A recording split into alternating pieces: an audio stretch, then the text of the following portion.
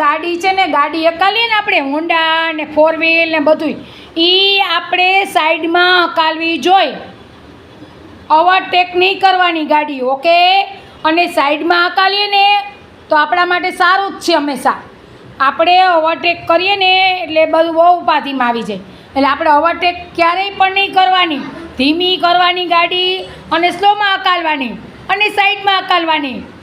આપણે વચ્ચે ફાસમ ફાસ્ટ જતી હોય ગાડી તો આપણે શું વાંધો આવે ખબર છે ને?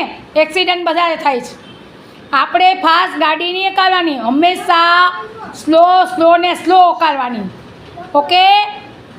એટલે આ ગાડીનો થીમ છે, આપણે ગાડી હંમેશા રસ્તામાં જતા હોય તો આપણે ધીમે જ હકાલવાની, સાઈડમાં હાલવાનું, રોડ વચ્ચે નહીં હાલવાનું, બરાબર?